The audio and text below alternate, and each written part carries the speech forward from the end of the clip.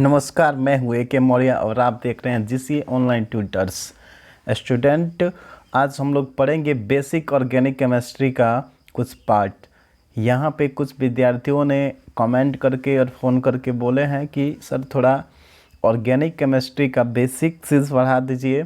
तो आज आप लोग के लिए लेकर के आए हैं ऑर्गेनिक का बेसिक, जो कि काफ़ी इम्पोर्टेंट है। और आज का जो लेक्चर है ये सभी को पढ़ना चाहिए, चाहे वो छोटे क्लास के हों या बड़े क्लास को। मतलब जो 10th क्लास के विद्यार्थी हैं वो भी पढ़ सकते हैं, जो 11th में है वो भी पढ़ सकते हैं, और जो 12th में है वो भी पढ़ सकते हैं। तो ये वीडियो काफ़ी इम्पोर्टेंट है आप लोगों के लिए। आज हम लोग ऑर्गेनिक में कुछ बेसिक चीज़ों के बारे में पढ़ेंगे, जो कि एकदम बेस से होगा। यानी ये इसका शुरुआत कैसे हुआ, ये कैसे बड़ा हुआ है,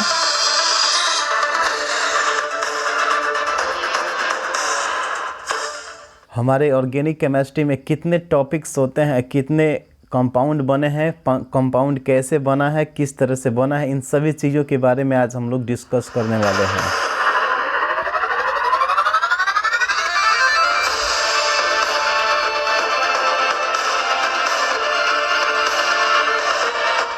तो आज हम लोग जानेंगे ऑर्गेनिक केमिस्ट्री क्या है और इसका शुरुआत कहाँ से हुआ था, किन किन वैज्ञानिकों ने इसका शुरुआत किया था, सबसे पहले ऑर्गेनिक केमिस्ट्री को क्या बोला जाता था, किस तरह से इसको डिवाइड किया गया था, आज हम लोग जानेंगे इस वीडियो में।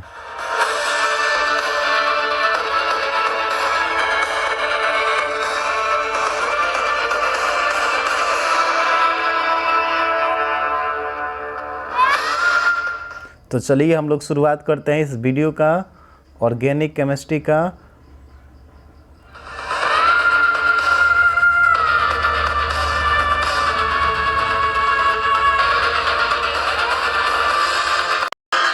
तो चलिए शुरुआत करते हैं इस वीडियो का ऑर्गेनिक कंपाउंड का। सबसे पहले हम लोग क्या करते हैं, ऑर्गेनिक कंपाउंड के जो सबसे पहले जो कार्बन होता है, कार्बन से ही हम लोग शुरुआत करते हैं।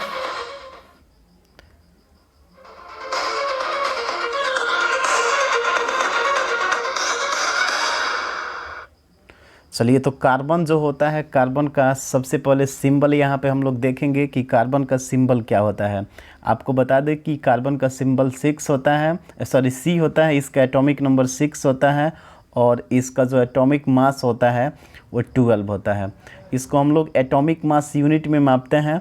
इसके बाद है इसके आइसोटोप्स, जिसको हम लोग C12, C13 और C14 के नाम से जानते हैं। इसके बाद से है इलेक्ट्रॉनिक कॉन्फ़िगरेशन। तो जो इसका इलेक्ट्रॉनिक कॉन्फ़िगरेशन आता है वह 1s2 आता है, 2s2 आता है और 2p2 आता है। इसका अगर कोई ग्रुप पूछे कि यह किस ग्रुप का एलिमेंट है, तो इसका बता सकते हैं कि ये 4th A का ग्रुप है और ये P ब्लॉक का एलिमेंट है।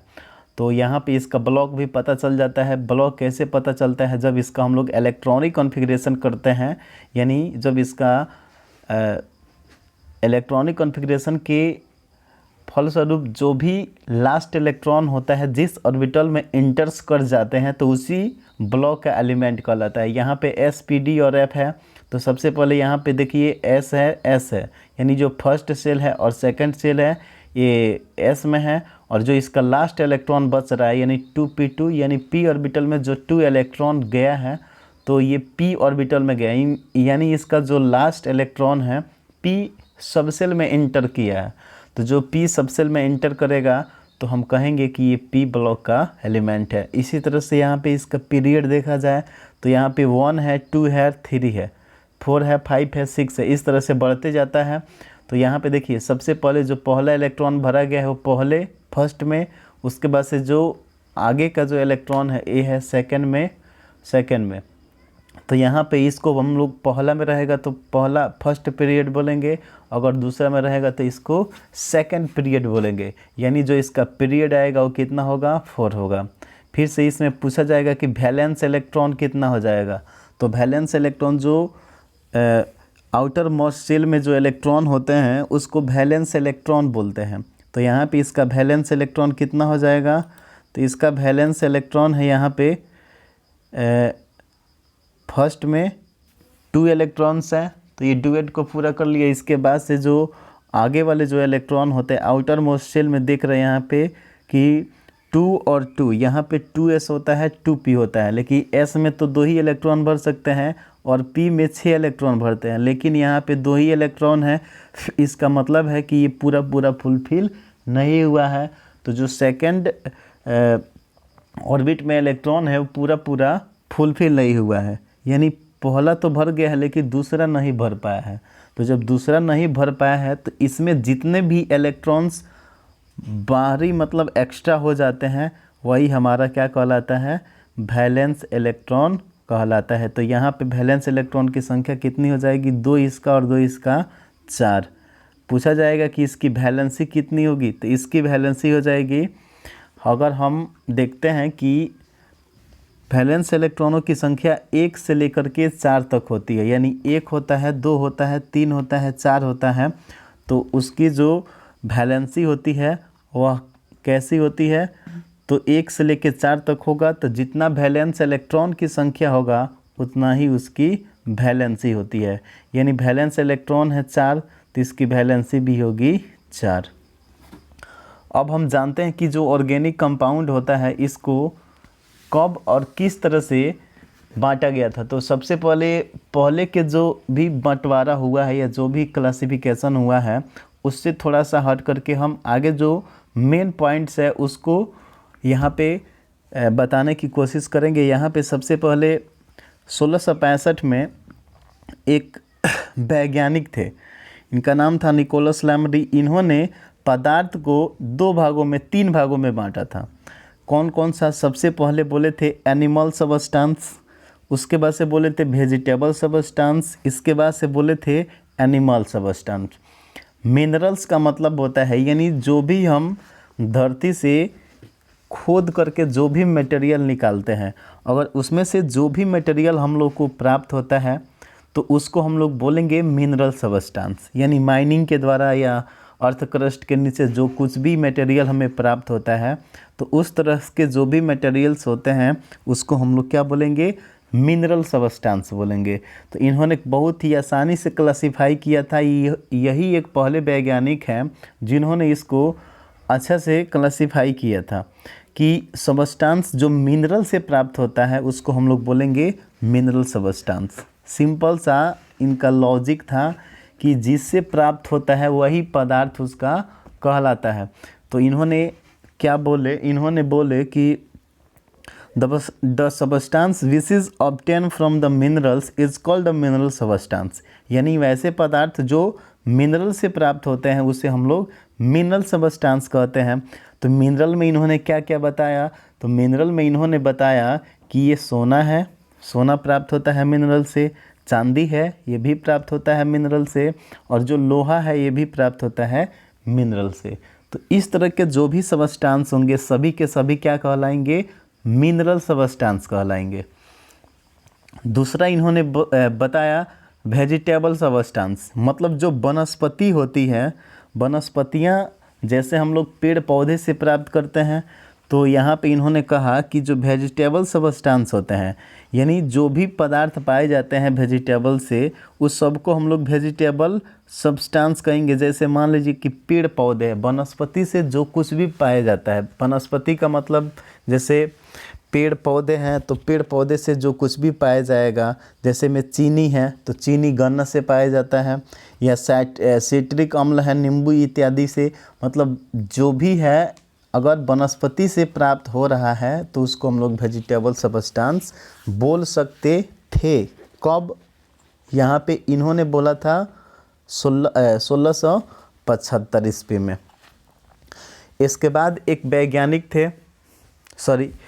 एक और भाग में इसको क्लासिफाई किए थे, किसमें, एनिमल सबस्टेंस। तो एनिमल सबस्टेंस का मतलब ये बोले कि वैसे पदार्थ जो विभिन्न प्रकार के जीवों से प्राप्त होते हैं। जीवों का मतलब जैसे एनिमल है, कोई भी एनिमल्स हैं, अगर उस एनिमल से जो कोई भी मटेरियल प्राप्त होता है तो उसको हम लोग क्या बोलेंगे, उसको बोलेंगे एनिमल सबस्टेंस। जैसे जिलेटिन है तो जिलेटिन ये एनिमल में पाया जाता है तो इसको हम लोग बोल सकते हैं एनिमल सबस्टेंस, यानी the substance which is obtained from animal is called animal substance.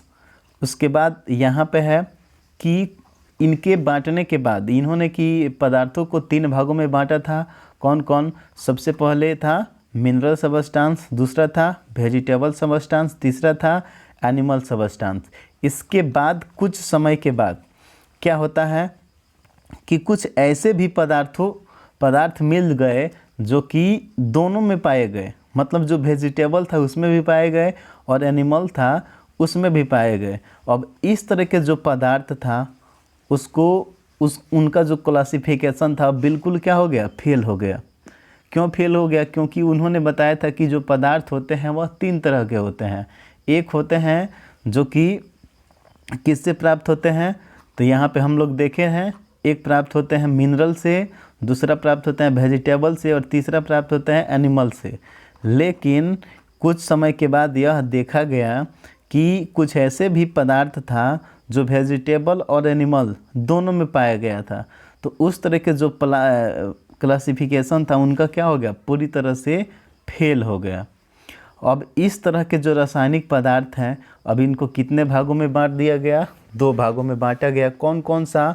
तो पहला था ऑर्गेनिक कंपाउंड और दूसरा था इनऑर्गेनिक कंपाउंड। तो ऑर्गेनिक कंपाउंड किसे बोले? तो अगर उनके हिसाब से देखा जाए तो ऑर्गेनिक कंपाउंड किसे बोलेंगे? वैसे कंपाउंड जो सजीवों में पाया जाता है, क्योंकि जो एनिमल्स होते हैं वो भी सजीव होते हैं, लिविंग थिंग्स होते हैं, और जो वेजिटेबल्स होते हैं वो भी लिविंग थिंग्स होते हैं। यानी दोनों के दोनों क्या हो गए? सजीव हो गए। तो जब दोनों के दोनों सजीव हो गए तो बोल सकते हैं कि वैसे कंपाउंड जो केवल सजीवों में पाया जाता है उसे ऑर्गेनिक कंपाउंड हम लोग कहते हैं। अच्छा, तो इनऑर्गेनिक किसे कहेंगे? तो जैसे माइनिंग के द्वारा बोले थे, यानी जो मिनरल्स के द्वारा जो भी पदार्थ प्राप्त होता है तो उसको हम लोग क्या बोल सकते हैं? उसको हम लोग बोल सकते हैं इनऑर्गेनिक कंपाउंड।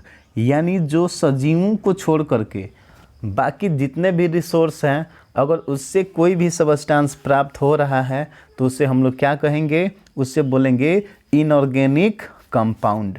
यानी वैसे पदार्थ जो सजीवों को छोड़ करके दूसरे स्रोतों से प्राप्त हो, मतलब जो भी ऑर्गेनिक कंपाउंड था वह केवल किससे मिलता था? सजीवों से। तो जो इनऑर्गेनिक होगा सजीवों को छोड़ करके जो कोई भी सोर्स होगा अगर उसे प्राप्त होता है तो उसे हम बोल सकते हैं कि ये इनऑर्गेनिक कंपाउंड है। अब इतना ये कह दिए, इसके बाद से एक वैज्ञानिक है जिनका नाम था क्या? जिनका नाम था बर्जेलियस। और बर्जेलियस ने एक सिद्धांत का प्रतिपादन किया था। वो सिद्धांत क्या था? उस सिद्धांत को हम लोग बोलते थे VFT, यानी जिसको हम लोग वाइटल फोर्स थ्योरी भी बोलते हैं। तो वाइटल फोर्स थ्योरी क्या था? तो उस समय बताए थे बर्जेलियस कि जो भी ऑर्गेनिक कंपाउंड होता है उसका निर्माण अज्ञात शक्ति के द्वारा होता है, यानी इसको प्रयोगशाला में नहीं बनाया जा सकता है। अब इसको प्रयोगशाला में नहीं बनाया जा सकता है तो ऑर्गेनिक कंपाउंड को कौन बनाता है?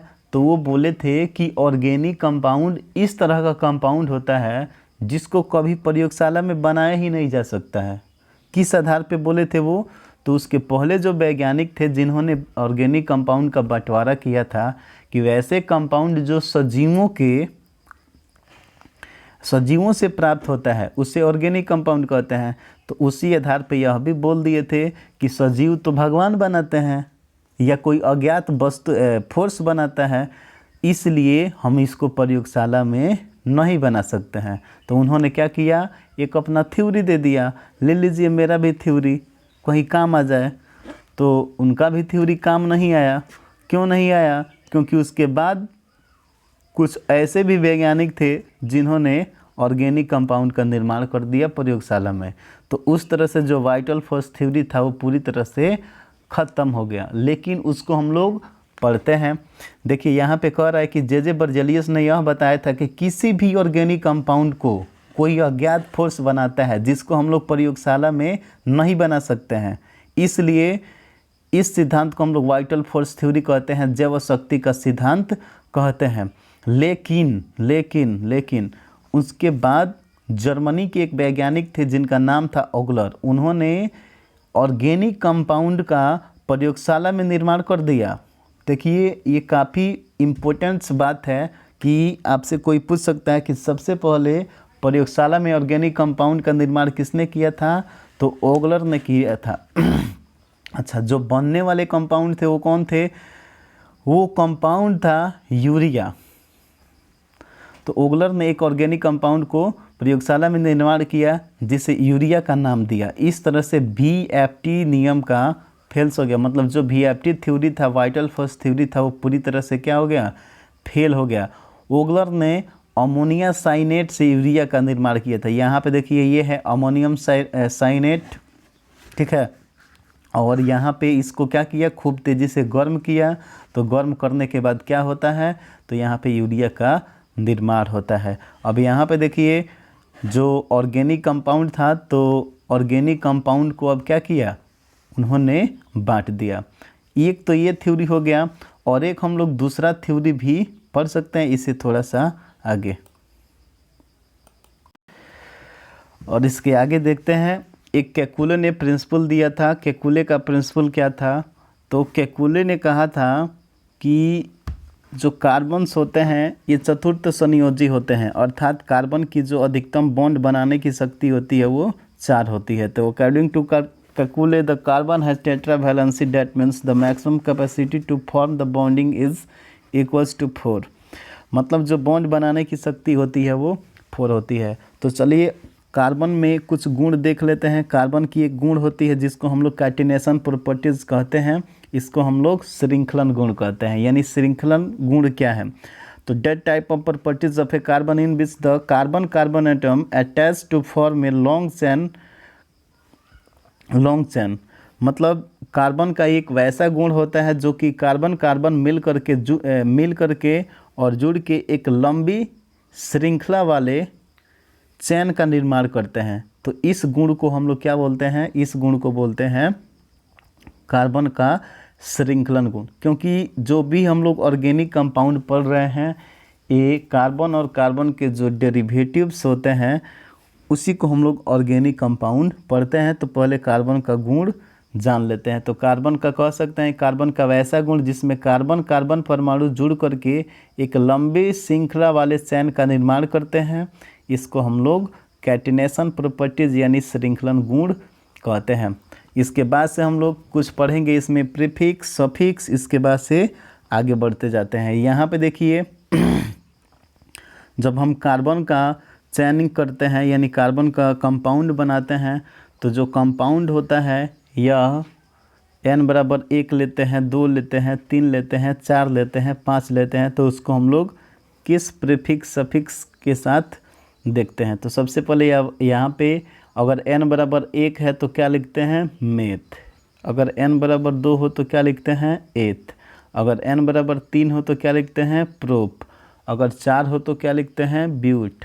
5 का पेंट, 6 का हेक्स, 7 का हेप्ट, 8 का ऑक्ट, 9 का नॉन और 10 का डेक। इसी तरह से अगर मान लीजिए 11 लिखना है तो 11 का क्या हो जाएगा, 10 + 1, तो +1। अगर 12 होगा तो क्या हो जाएगा, +2। अगर 13 होगा तो 10 + 3। तो इस तरह से जो +1 होते हैं, +2 होते हैं, इसको सेकेंडरी प्रीफिक्स भी बोलते हैं। तो इसको किस तरह से हम लोग लिखेंगे, तो इसको लिखेंगे +1 का ऑन, +2 का डू, +3 का ट्राई, उसके बाद से टेट्रा, फिर से पेंटा, हेक्सा, हेप्टा, ऑक्टा, नोना। इसी तरह से अगर 20 तक आ जाए, जैसे 10 + 9 19 होगा, तो 20 का क्या हो जाएगा, 20 का हो जाएगा आइकोस, और 30 का क्या हो जाएगा, ट्राइकांट। 40 का क्या हो जाएगा, टेट्राकांट। 50 का क्या हो जाएगा, पेंटाकांट। 60 का क्या हो जाएगा, हेक्साकांट। 70 का क्या हो जाएगा, ऑक्टाकांट। 80 का क्या हो जाएगा, नोनाकांट। और 90 का क्या हो जाएगा, 80 का ऑक्टाकांट, 90 का नोनाकांट और 100 का सेंट। तो जो ऑर्गेनिक कंपाउंड है इसको हम लोग सबसे पहले जो हाइड्रोकार्बन्स होते हैं उसके आधार पे हम लोग बांट रहे हैं, इसका क्लासिफिकेशन करेंगे। लेकिन सबसे पहले जो चैन के आधार पे हम लोग करते हैं, इसको कई आधार पे किया जा सकता है, लेकिन अभी थोड़ा सा कुछ हाइड्रोकार्बन्स के बारे में जान लेते हैं। तो यहाँ पे ऑर्गेनिक कंपाउंड को हाइड्रोकार्बन जो होता है उसके आधार पे हम लोग बांटते हैं यहाँ पे। तो ऑर्गेनिक कंपाउंड को ऐसे बांट सकते हैं, ओपन चैन होता है और एक क्लोज चैन होता है। तो ओपन चैन को बोलते हैं एसाइक्लिक या एलिफैटिक, और जो क्लोज चैन होता है उसको बोलते हैं साइक्लिक या एरोमेटिक भी बोलते हैं। इसको हम लोग अच्छा से क्लासीफाई करेंगे। सबसे पहले जो यहाँ पे इम्पोर्टेंस बात है इसको पढ़ेंगे। यहाँ पे क्या है, तो कुछ इम्पोर्टेंस पॉइंट है, जैसे जो कार्बन होता है, कार्बन किस कार्बन को प्राइमरी कार्बन कहते हैं, किस कार्बन को सेकेंडरी कार्बन कहते हैं, किस कार्बन को टर्शियरी कार्बन कहते हैं, किस कार्बन को क्वाटरनरी कार्बन कहते हैं, या जो प्राइमरी कार्बन होता है उसको 1 डिग्री कार्बन कहते हैं, किसको 2 डिग्री कहेंगे, किसको 3 डिग्री कहेंगे, किसको 4 डिग्री कहेंगे। तो यहाँ पे हम लोग किसको 1 डिग्री कहेंगे, किसको 2, किसको 3, किसको 4 आज सीखेंगे। इसके बाद है कायरल कार्बन एटम, यानी जो कायरल कार्बन एटम कहते हैं इसको क्या कहते हैं। इसके बाद है primary hydrogen atom, secondary hydrogen atom, tertiary hydrogen atom. इसके बाद से alicyclic carbon, vinylic carbon, propargylic carbon, alcoholic carbon, phenolic carbon, calculation of sigma bond and pi bond. तो इसको हम लोग सबको एक एक करके आज पढ़ेंगे। तो पार्ट 1 में इतना ही। अब कुछ देर के बाद आपको मिलेगा पार्ट 2। तब तक के लिए धन्यवाद।